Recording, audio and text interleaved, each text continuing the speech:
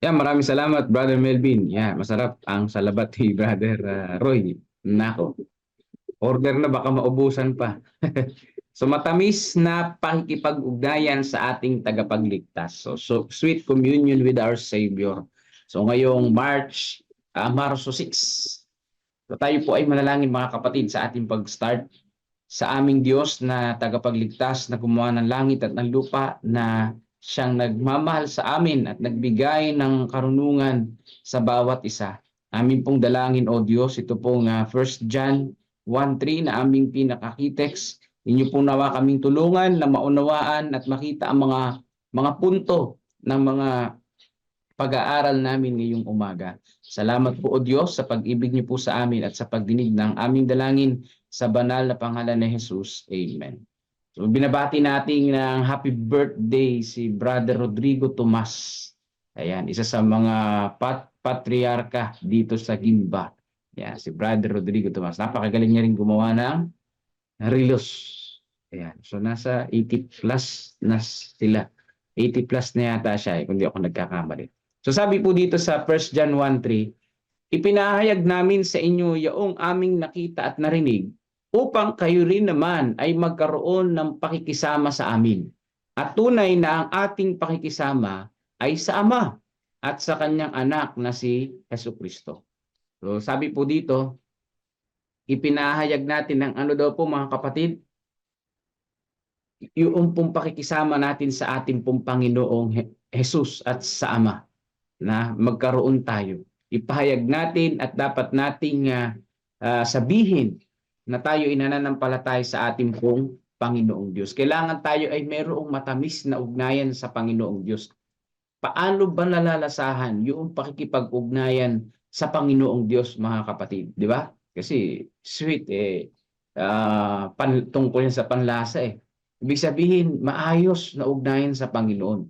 Ibig sabihin, masayang ugnayan sa Panginoon. Di ba? Paborito natin yung matamis. Tayo ay nako-comfort, tayo ay nasa-satisfied. So, ibig sabihin, yung pong pakikipag-ugnayan natin sa Panginoon, dapat satisfied tayo. Dapat talagang meron tayong matinong ugnayan sa ating pong Panginoong Diyos. Pribilehiyo natin, ayan, pribilehiyo nating matikman ang tamis ng ugnayan sa isang ipinako sa krus at nabuhay na tagapagligtas. Matigdi, ito na yung word, matikman ang tamis ng ugnayan natin sa ating Panginoon na siya'y nabayubay sa krus ng Kalbaryo. Pribilehiyo natin. It's a privilege, mga kapatid. Ngunit upang mangyari ito, ano ang dapat gawin?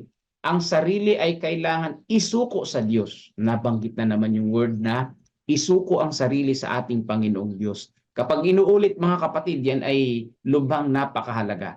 Dapat isuko ang sarili sa Panginoon para palamatikman natin yung tamis ng ugnayan natin sa ating Panginoon. Ang ibig sabihin ng sariling layaw ay hindi sinusunod si Kristo sa pagtanggi sa sarili at pagdadala ng krus. Yung pala yung ibig sabihin ng sariling layaw, mga kapatid. No? Ang ibig sabihin ng sariling layaw, hindi sinusunod ang ating Panginoong Hesus. Dapat pala sinusunod ang ating pong tagapagligtas na itinatanggi ang sarili at nagdadala ng krus. Ibig sabihin, dinadala yung pamatok ng Panginoon. Dahil ang pamatok ng Panginoon ay magaan. Yan. Hindi ibig sabihin na magpapapako ka sa krus. Ibig sabihin ng dinadala yung krus ay iyong sinasampalatayanan na si Kristo'y nabayubay sa krus para sa atin. Kapag nagsusumikap ang sarili para sa pinakamataas na lugar, ang mga espiritual na pag-unawa ay nagiging malabo. Paano nagiging malabo ang espiritual na pang-unawa? Kapag hinahangad natin yung mas mataas na posisyon, yung mas mataas na kalalagayan. Katulad ng ginawa ni Satanas, di ba? Hinangad niya yung mas mataas na posisyon. Kaya yung spiritual niyang buhay naging malabo. Hindi pala ganun, mga kapatid. Kung gusto natin na maging malinaw ang spiritual nating pamumuhay, yung pinakamababa ang ating hangarin. No, yung pagpapakumbaba ang ating hangarin. Ang mga mata ay nakabaling mula kay Kristo sa mahinang larawan ng sarili. hindi natin kayang mawalay kay Kristo. So dapat nakafocus kay Jesus Christ at blur yung picture natin. Yun ang maganda doon. 'Di ba kapag mag-picture tayo, minsan kayo yung malinaw at yung nasa likod ay blur. Ganun mga kapatid yung pagtingin sa ating Panginoon. Tayo yung blur at si Jesus Christ yung malinaw. Dapat tayong patuloy na umasa kay Jesus, ang may akda at tagapagtatapos ng ating pananampalataya. Sino ang may akda at tagapagtapos ng pananampalataya natin? Ang ating pong Panginoong Hesus. Sa pakikipag-usap natin kay Kristo, ang mahalaga at banal na liwanag ay nagniningning sa ating kaluluwa hanggang sa ang bawat silid ay maliwanagan at tayo ay maging maliwanag na ilaw sa sanlibutan na sumasalamin sa kalwalatian ni Kristo sa iba. Yan ang pinaka-the best mga kapatid, no? Ito rin ay isa sa mga nagustuhan ko rito, naging paborito ko rin dito. Laging binabanggit ng ating devotional na kapag tayo ay naliwanagan ng liwanag ng Panginoon, tayo ay sumasalamin din sa iba. Ibig sabihin mga kapatid, nagre-reflect yung liwanag ni Kristo sa buhay natin, sa buhay ng ibang mga tao, sa kapamilya natin, sa mga kaibigan natin, yung kabutihan ng ating pong Panginoong Hesus. Yan ang pinaka-the best. Kasi tayo ay nananampalataya sa Panginoon di ba? Kung tayo nananampalataya sa Panginoon at hindi nagre-reflect yung kanyang kalwalatian sa atin, so nonsense, di ba? Dapat tayo ay mag-reflect sa iba. No, bumanda yung kabutihan ng Diyos sa iba. Yan, nagaling sa Panginoon. Dapat nating panatilihin si Kristo sa ating harapan bilang halimbawa ng pagiging perpekto. Yan. Ano daw po? Para maging halimbawa ng pagiging perpekto, sino daw pong dapat manatili sa atin? Si Jesus Christ. Si Jesus Christ ang dapat manatili sa atin. Ang pakikipag-ugnayan sa Diyos ay ang buhay ng kaluluwa. Hindi ito isang bagay na maari nating bigyang kahulugan. Isang bagay na maari nating bihisan na magandang salita na hindi naman nagbibigay sa atin ng tunay na karanasan na magbibigay ng tunay na halaga sa ating mga salita. So sabi po dito mga kapatid, ang pakikipag-ugnayan sa Panginoong Diyos ay para nating hininga. Ito yung buhay natin mga kapatid, yung pakikipag-ugnayan natin sa ating Panginoon. Hindi natin kailangan itong palamutian o bayaran o anuman ang i-offer natin. Ang kailangan natin ay isuko ang sarili natin at hayaan natin na tayo makipag-usap sa Panginoong Diyos, na tayo ay palaging nananalangin, nakikipag-ugnayan sa ating pong tagapagligtas kasi yan yung buhay po natin. Ibig sabihin, kung hindi tayo nakikipag-ugnayan sa Panginoong Diyos, ay wala tayong buhay mga kapatid. Dahil ang buhay natin ay sa pakikipag-ugnayan sa ating tagapagligtas. Ang pakikipag-ugnayan sa Diyos ay nagbibigay sa atin ng pang-araw-araw na karanasan na talagang puspos sa ating kagalakan. Yan. So yung pong experience natin sa pakikipag-communion sa ating Panginoon ay nagbibigay ito ng matinding kagalakan sa ating puso. Nasa-satisfied tayo. Di ba? Kaya nga yung word na matamis na binanggit natin kanina, nasa-satisfied tayo. Sa sanlibutan na ito, wala tayong kakontentuhan, di ba? May mga bagay na talagang nag-upgrade. Ang cellphone ay nag-upgrade. No, ang sasakyan nag-upgrade. Talagang ang tao ay walang kakontentuhan. Talagang kung ano yung latest yun ang gusto natin. Kasi yun naman talaga ang talagang human nature natin. At talagang ang mga bagay sa sanlibutan ay lumilipas. Talagang hindi tayo nakokontento Talagang ganun Talagang normal yan, tanggapin na natin, di ba? Pero kung gusto natin makontento, masatisfied mga kapatid, ito yung gawin natin. Makipag-ugnayan tayo lagi sa ating pong Panginoong Diyos. Ang may mga ganitong ugnayan kay Kristo ay ano daw? Ay magpapahayag nito sa Espiritu at sa salita at gawain. Ang propesyon ay walang anumang maliban kung sa salita at gawa. Ang mabuting bunga ay nakikita. Yan. Kung tayo ay mayroong matinding ugnayan sa Panginoon, makikita sa pamumuhay natin. Makikita sa ating pumbunga. Yan. Ibig sabihin mga kapatid, hindi mo na kailangan magsalita. Hindi mo na kailangan ng megaphone, hindi mo na kailangan mag-post sa Facebook para ipakita yung bunga ng pananampalataya mo sa Panginoon. Makikita at makikita yun sa sarili nating buhay kung meron tayong mabuting ugnayan sa ating tagapagligtas. Pagkakaisa, pakikisama sa isa't isa at kay Kristo, ito ang bunga na dinadala sa bawat sanga ng buhay na puno ng ubas. Ang nilinis na kaluluwa na isinilang muli ay may malinaw at naiibang patotoo. So dito po mga kapatid ko, no, kapag nagsasabi ka na ikaw ay may mabuting ugnayan sa Panginoon pero hindi naman nakikita sa buhay mo, hindi totoo yun.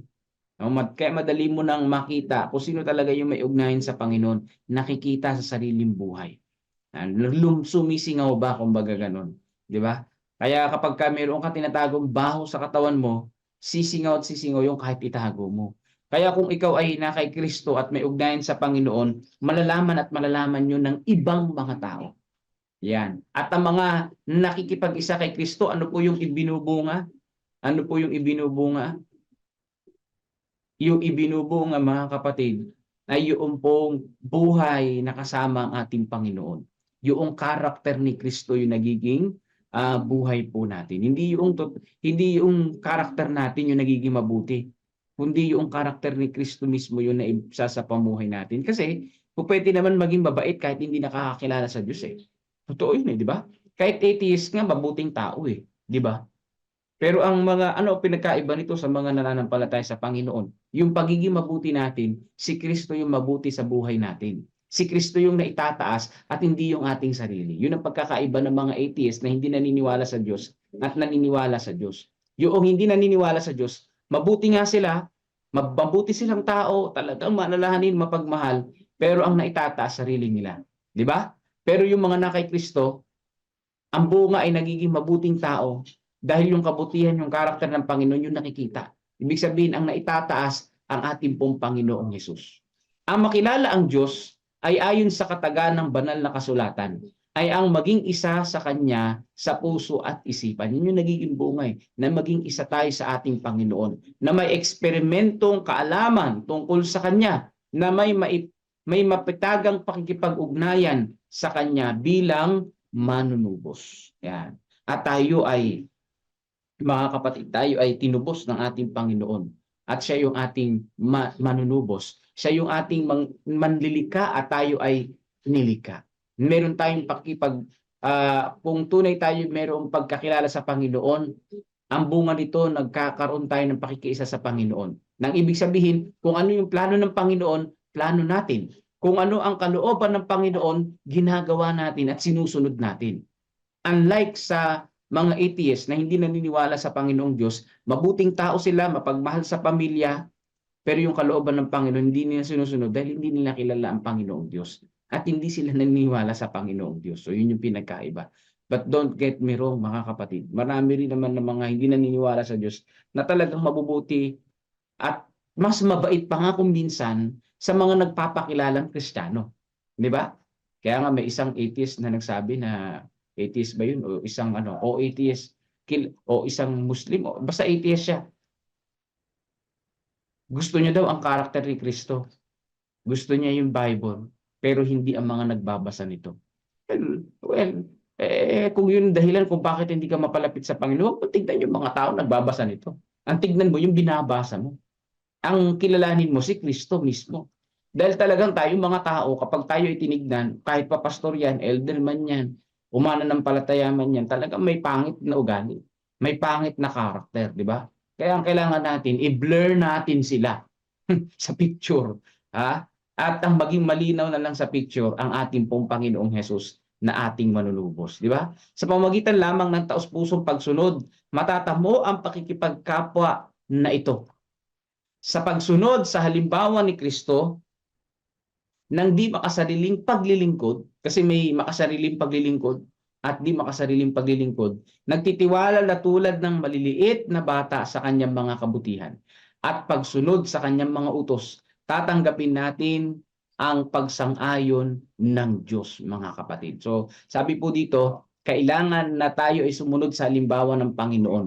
Ano po yung halimbawa ni Jesus Christ? Ang hindi makasariling paglilingkod. Paano ba siya naglingkod sa atin na hindi makasarili? Ang ginawa lang naman ng ating Panginoong Hesus, siya ay nabuhay ng matuwid sa sanlibutan na ito, siya ay nabayubay sa krus, namatay para sa bawat isa sa atin, naging masunurin hanggang sa kamatayan, at muling nabuhay para pa rin sa atin. At ngayon nandun si Jesus Christ sa langit. Anong ginagawa niya doon? Namamagitan siya sa atin, na yung ating panalangin dinidinig dahil kay Jesus Christ. Yun ang di makasariling paglilingkod. Hindi niya iniisip yung sarili niya, kundi ang iniisip niya yung sarili nating kapakanan. Tayo, ano ang iniisip nating kapakanan natin? Maaring sarili natin, maaring pamilya natin. Pero ang pinaka-the best na dapat nating sundan, yung halimbawa ng ating Panginoon, hindi makasariling paglilingkod. Kaya sabi dito sa 1 John 1:3, ipinahayag namin sa inyo yaong aming nakita at narinig. Sino yung nakita at narinig nila? Si Jesus. Upang kayo rin naman ay magkaroon ng pakikisama sa amin. At tunay na ang ating pakikisama ay sa Ama at sa Kanyang Anak na si Jesucristo. Kung nakilala natin ang ating Panginoon, narinig natin ang tungkol sa ating Panginoon, siya din po ay ipakilala natin sa iba. Dahil siya ay ating tagapagligtas. Wala tayong lugi, mga kapatid. No? Ano ang pinagkaiba ng mga atheist sa mga atheist sa mga naniniwala sa Diyos? Sa mga atheist, tabla lang ang panalo nyo. Sa mga hindi naniniwala sa Diyos, tabla lang ang panalo nyo. Kasi kung walang Diyos, ano naman? Di ba? Kung may Diyos, talo kayo. Bakit? May buhay na walang hanggan na nanampalataya sa Panginoong Diyos. Tabla lang ang panalo ng mga atheist. Uulitin ko, mga kapatid, tabla lang. Pag walang Diyos, hindi pare-parehas tayong walang Diyos, di ba? Pare-parehas tayong walang Diyos. Pero kung may Diyos, diyan kayo lugi. Dahil ang mga nanampalataya, may buhay na walang hanggan. Kaya safe, mas ligtas, at mas matalino ang mga nananampalataya sa ating Panginoong Diyos.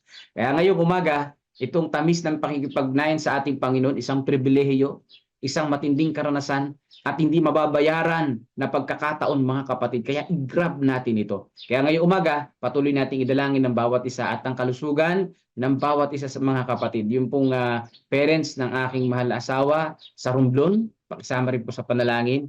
At ngayon din po yung aking parents at ang bawat isa sa atin, and ang Tomas family, and lalo na si Brother Rodrigo na may birthday ngayon, nawa ay humaba palalo ang kanyang buhay. Ayan. So pagpalain tayong lahat ng ating Panginoong Diyos at patuloy nating idalangin ng bawat isa, ang mga prayer warriors natin dyan, may mga prayer requests, i-type po natin dyan at isasama yan sa panalangin ni Brother Melvin Vilasano. Pagkatapos po ng isang awitin, papuri sa ating Panginoon. Pwede rin po kayo mag-send ng inyo po mga awit para atin din itong maipatugtog dito sa ating devotional tuwing umaga. God bless po, mga kapatid, at patuloy nating purihin at pasalamatan ang ating pong tagapagligtas.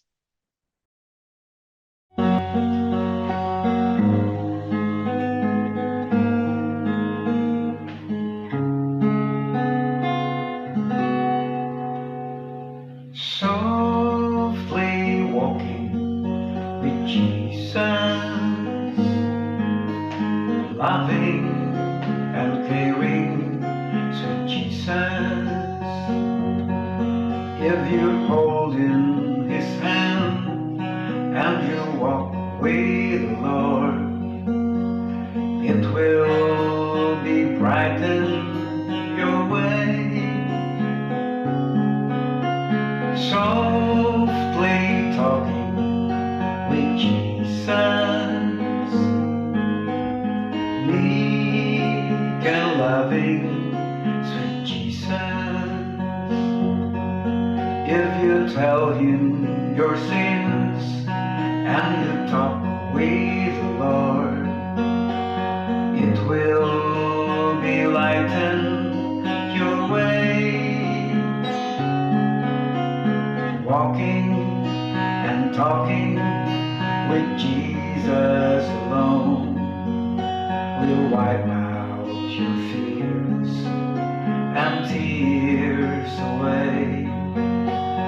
Living and giving with Jesus alone will lighten and brighten your way. Softly leaving with Jesus, tender and loving, sweet Jesus. If you'll be by His side and you live with the Lord, it will keep you safe softly giving with Jesus, earnestly loving sweet Jesus. If you earn by His care and you give way the Lord, He will be giving your needs, walking and talking with Jesus alone will wipe out your fears and tears away. Living and giving with Jesus alone will lighten and brighten your way. Walking and talking with Jesus alone will wipe out your fears and tears away. Living and giving with Jesus alone will lighten and brighten your way.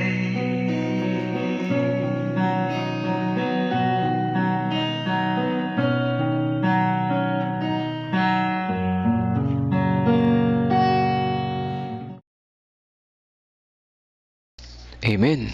Grabe, napakagandang awit, ano po. Softly walking and talking and living with Jesus. Yan. Salamat po kay Brother Sunny Berines. Dito yan sa San Antonio, kung di ako nagkakamali. So, matamis na pakikipag-ugnayan sa ating tagapagligtas ay makakamtan natin sa pamamagitan ng walking, talking, and living with Jesus alone. Sabi nung awit no? Tama, di ba? Will wiping your tears. Sabi, will brighten your way. Grabe, no? Magliliwanag ang iyong dadaanan. Aalisin ang iyong luha, lungkot, ano? So, kapag tayo ay namuhay at lumakad kasama si Jesus, kaya tama, no?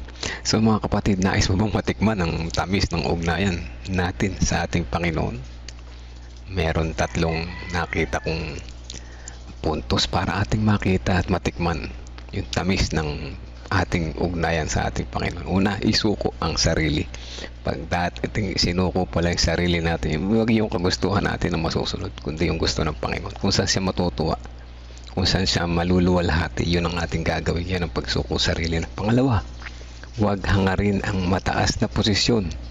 Pagkus ating i-target yung mababa lang, ano yung mababa? Tama nga naman, magpakumbaba. Marami sa atin ay mapagmataas, kaya hindi natin maranasan yung matamis na pakikipag-ugnayan sa ating tagapagligtas dahil tayo ay nagiging mapagmataas. So, isang napakaganda rin niya na babaguhin natin sa ating karakter yung pagiging mapagmataas.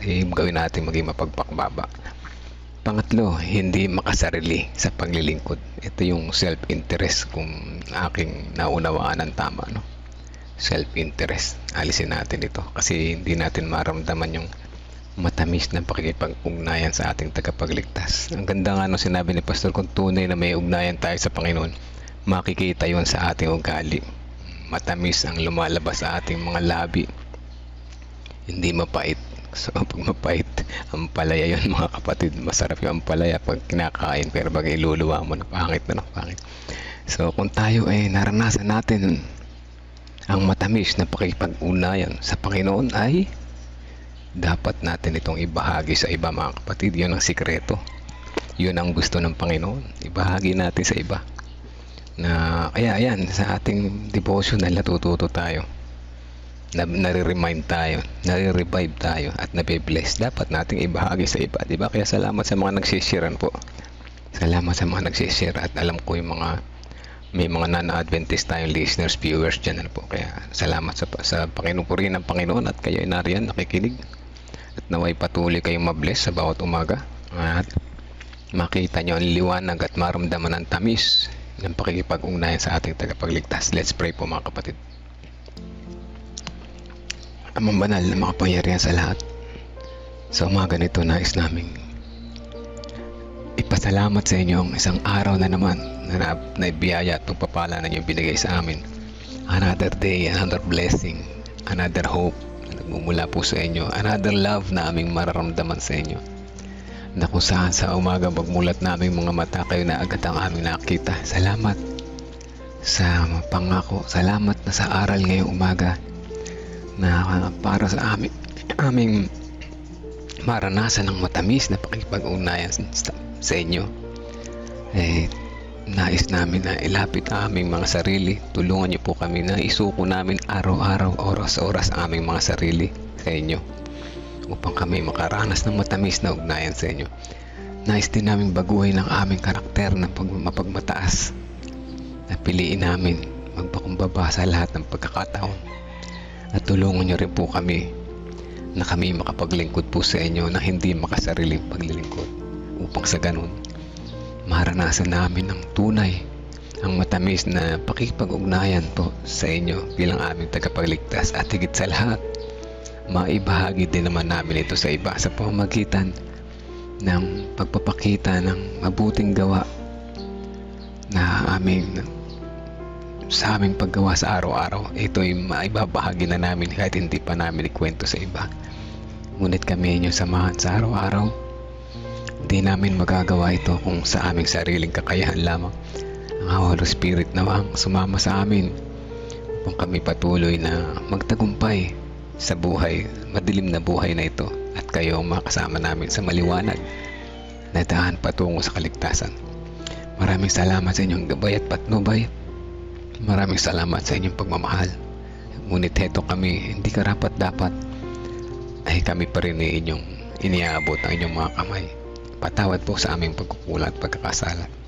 Sa pagpapatuloy na namin isama sa panalangin, mga kapatiran na nakikinig ngayon, patuloy nyo kaming samahan sa maghapon. Sa aming mga gawain, naliw kami sa anumang kapahamakan. Sa aming mga gawain, kayo pa rin ang aming makita, at makita namin ay mabuti ang aming gagawin na inyong kalugod-lugod sa inyo. Ngayon din patuloy namin sinasama sa panalangin may mga kaarawan sa araw na ito. Si Brother Rodrigo Tomas, kasama din si Brother Ariel Alcosaba. Ay nagpapasalamat po kami at sila ay patuloy niyong tinagdagan ng kanilang mga taon ng kaarawan sa araw na ito. Salamat sa mga buong taon na nagdaan na sila inyong iningatan. Salamat sa mga pagsubok na dumating sa kanilang buhay na nagpatatag sa kanilang pananampalataya, at higit sa lahat, salamat sa mga panibagong araw, panibagong linggo, buwan at mga taon na darating pa. Naway patuloy niyo po silang samahan sa kanilang pamumuhay, at mga biyaya at pagpapala na inyong binibigay sa kanila ay kanilang makita palagi, at sila ay magliwanag sa kanilang nasasakupan. At salamat, sama din namin sa panalangin ng kanilang pamilya, ang bawat pamilya nila na patuloy na umulan ng pagpapala na nagmumula sa inyo, at makita sa kanilang mga nasasakupan na kayo ay patuloy na gumagabay at nagbibiyaya sa bawat isa. Sa pagpapatuloy nais namin isama sa panalangin ang mga prayer request ng kapatiran, kasama na sa pagpapasalamat ni Brother Ariel Alcosaba na si Sister Aurora ay okay na ang kalagayan sa umaga sa mga panahon na ito. Siya ay nasa hospital pa rin, ngunit siya ay maayos na ang kalagayan. Salamat po sa inyong binigay na kagalingan, at patuloy nawa si Sister Aurora ay palakasin araw-araw, total recovery, manumbalik ang kanyang lakas, at makita niya na kayo ang dakilang Diyos na nagpagaling po sa kanya, at maibahagi din naman ito sa iba, at makita ng buong pamilya mo, mga kanilang kaanak, na pagtitiwala po sa inyo ay ang tunay na malaking maitutulong sa aming mga buhay at sa aming mga araw-araw na pamumuhay. Patuloy din namin sinasama sa panalangin ang mga gawain ng bawat isa sa mga araw na ito. Tulungan po kami sa aming gawain pagkat wala kaming magagawa sa aming sarili lamang. Kung naman ang aming gagawin sa aming personal na buhay, sa aming ministry, sa aming araw-araw na paggawa. Amin din patuloy na sinasama sa panalangin ng mga may prayer request sa kapatiran, ang good health ng bawat isa, kasama na si Sister Ana Rosbel Tolentino Hermino, at anuman ang kalagayan ng kanyang kalusugan sa oras na ito. Kayo po ang nakakaalam at alam namin na ipagkakaloob niyo po ang best para sa kanya. Samahan niyo po siya sa kanyang recovery, sa kanyang pagpapagaling, at patuloy na maramdaman niya at maranasan ng tamis ng kanyang pakikipag-ugnayan po sa inyo. At siya rin naman ay maibahagi niya ito sa iba. Patuloy namin sinasama sa panalangin ng good health sa mga anak ni Sister Biden Piligro Cotao na si Hara and Cory, sa family ni Ate Milen kasama ng kanyang mga anak at apo. Kalusugan din sa family ni Sister Rose Crising Carnado, kalusugan sa family ni Sister Dang de la Cruz at ang kanilang maliit na negosyo. Patuloy niyo pong pagpalain ito pang sarili na may maging papapala sa iba. At patuloy din namin sinasama ang Bible students sa aming mga nasasakupan. Kasama na si Brother Conrado Eneroso Cando, na one day magkakasama silang sasamba ng kanyang buong pamilya. Masaya na nagtitiwala at naglilingkod po sa inyo at maranasan ang matamis na pakipag-unayan po sa inyo. Kintin ang family ni Mike and Martha Mamaril, family ni Tata Cesar and Heidi De Leon, kasama na sina Christopher, Kenneth, Empoy, Hazel at si Harold. Ang mga Bible students sa Tabacao, gayon din yung kanilang gawain sa Tabacao, ng mga kapatiran na sila Sister Nipa, si Brother Roy, at ang iba pang kasama nila na naunguna rito. Patuloy nyo silang palakasin sa araw-araw, makilala ang inyong mapagmahal na kamay ay maipakilala nila ng maayos at maraming mga matouch na kaluluwa at makita ang inyong kabutihan, at sa inyo ay sumampalataya rin at magbigay ang kanilang buhay sa inyo. Kaya din patuloy namin sinasama sa panalangin ang mga iglesia na aming nasasakupan, lalong higit ang Kawayan Bugtong, ang San Leonardo. Patuloy nawang palakasin kapatiran dito ay layo sa anumang kapahamakan, lalong higit sa tukso na bumabalot sa kapaligiran kung saan nagpapahina ng kanilang pananampalataya. Tulungan po ang mga nangunguna rito, lalong higit sa kanilang kalusugan, di lamang pang pisikal, kaya din kalusugan pang espiritual. At salamat sa patuloy na paggabay, at kami naunawaan namin ang patuloy na connection po sa inyo ay tunay na magbibigay sa amin ng sigla at magbibigay sa amin ng lakas sa araw-araw.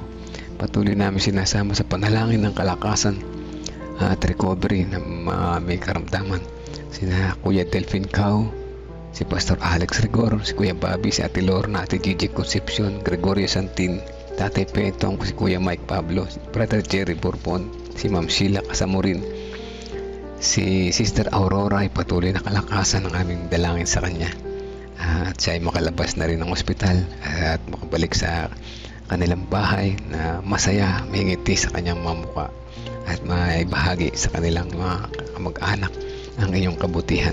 Kasama rin namin si Melody Ronas Tibayan, Sister Dora Magana, Sister Nena Salazar, si Baby Josiah, si Sister Janet Salvado, Sister Adel, si Tatay Carlito Tomas, na Nanay Fina, si Tatay Rudy Rico Hermoso, Michelle Torella, si Daniel, ang tatay ni Pastor, at ang mga parents ni Ma'am Karin ay patuloy nawang ingatan sa mga oras na ito. Ano man ang kalagayan ng kanilang kalusugan ay kayo po nakakaalam at alam niyo po ang best para sa kanila.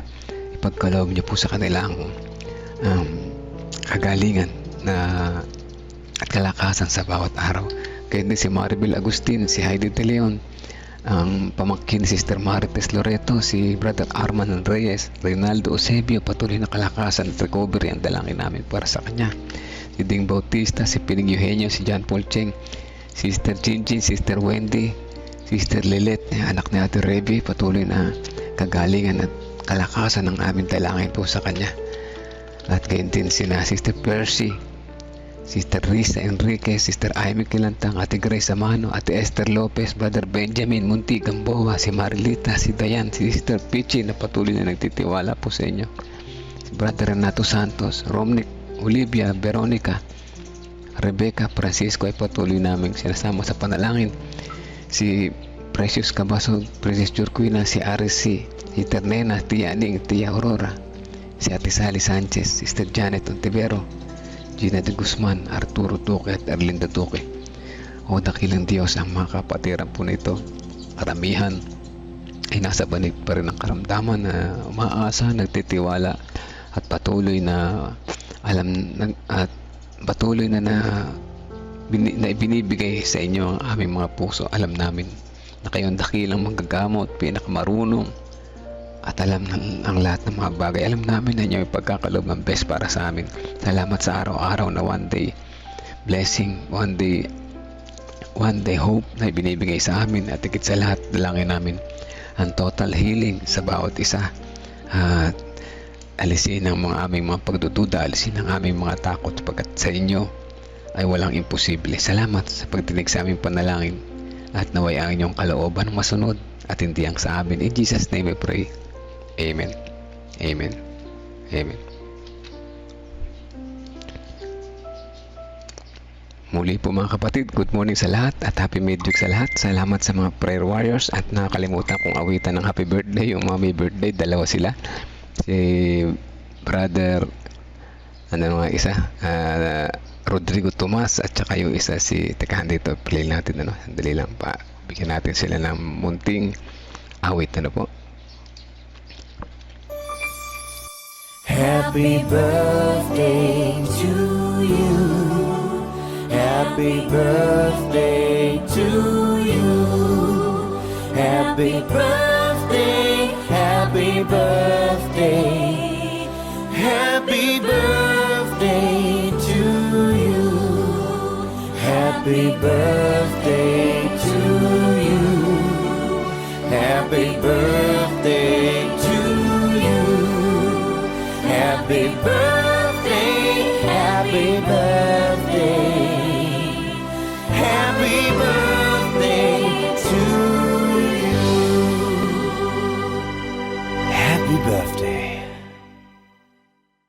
Ayan, happy birthday po kay Brother Ariel Alcosaba. Asawa siya nung may birthday kahapon, hindi pa nagkasabay yung birthday nila, So happy birthday po sa inyo. Gayon din kay Brother Rodrigo Tomas dyan sa West, hindi ko alam kung saan church, Pero mo 80 years old na, At si Brother Rodrigo Tomas. At sa inyo, mga may birthday ngayon, ayan, ang blessing, ayan, biyaya na nagmumula sa Panginoon. Tanggapin yung mga regalo. The fruit of the Spirit, po. Ayan, alam ng Panginoon na meron na kayo niyan. Ngunit dadagdagan pa rin niya, upang inyo rin namang ibahagi sa iba. So, alam nyo kung anong mga laman yan, po. Pinakagusto ko dyan yung number 1, yung love.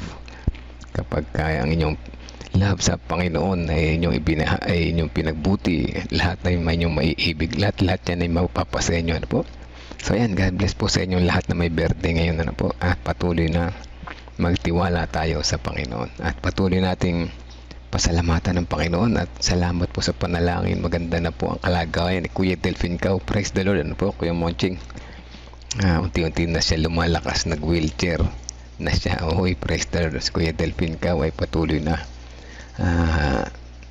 lumalakas unti-unti, yan naman ang maganda. Wala namang magic na bigla na lang magiging malakas, makakatakbo, makakalundagan. Ganun talaga, unti-unti. Ako nga ay inabot din na 5 taon bago tuloy ang lumakas, Pero ganun pa rin, nagpapasalamat sa Panginoon, at pinagkakatiwala pa rin natin ang buhay natin sa Kanya. At siyempre, dyan sa mga hindi ko nabati kanina, teka muna, hindi pa ako bumabati, So, batiin natin yung mga the regulars. Good morning po sa inyo, at alam ko kayo rin may mga gagawin pa. Tingnan natin yung mga hindi pa, yung mga bagong pangalan. So, lahat naman ay regulars, Sister Aurea Milihor, maraming salamat po ulit sa panonood at sa mga pakikinig. At dyan sa mga relatives ni Sister Nympha Rivera, may mga non-SDA, may mga SDA din naman dyan sa Bukidnon, po. Welcome po kayo, good morning po dyan. At gayon din shout out kina Rona and LG. Ayan, good morning po sa inyo. At siyempre sa kanyang mga relatives. Ayan, si LG. Sinama na kita sa pagpati, So, naway patuloy mo makita ang pagmamahal ng Panginoon kay LG, po. At siyempre sa inyong buong pamilya dyan. Good morning po sa lahat, mga kapatid. Hanggang bukas pong muli. Patuloy tayong magdalanginan. Patuloy tayong ma-remind sapagkat tayo ay makakalimutin. Patuloy tayong ma-revive sapagkat tayo ay mga nakakatutulog. At higit sa lahat, ma-bless sa bawat umaga. God bless po sa bawat isa.